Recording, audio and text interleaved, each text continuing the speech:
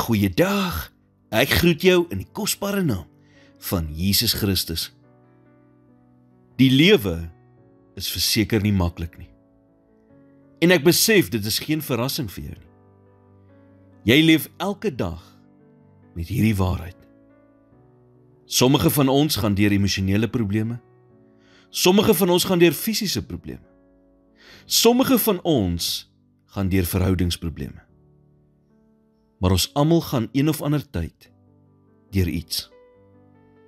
Selfs Paulus die apostel het deur geweldige moeilike tye gegaan. Hoe het hy deur daardie moeilike tye gekom? Hy het by Jesus se opstanningskrag ingeprom. Paulus sê in 2 Korintiërs 1 vers 8: Want ons wil nie hê, broeders, dat julle onbekend moet wees met ons verdrukking wat oor ons in Asië gekom het nie.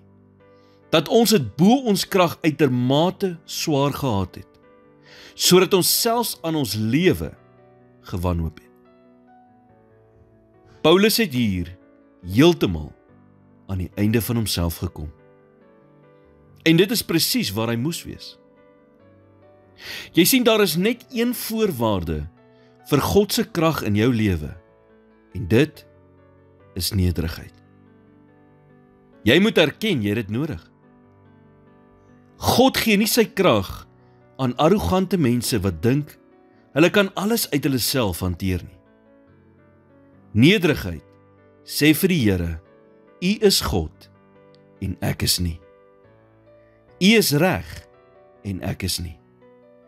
U het die mag en ek het nie.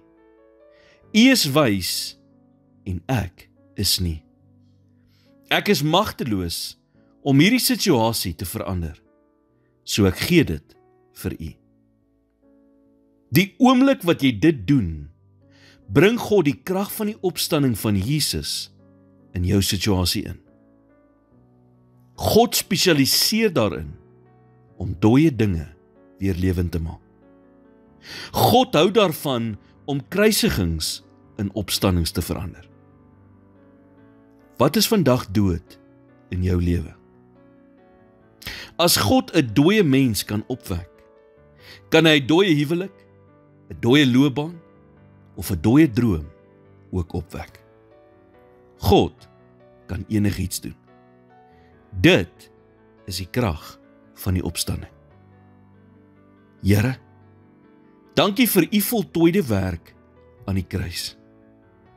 Dankie dat u opstanningskrag dooie dinge in my lewe kan lewend maak, en vir die hoop wat dit bring, dat ek die ewige lewe sal beerwe. Daarvoor loof ek u. In Jesus naam alleen. Amen.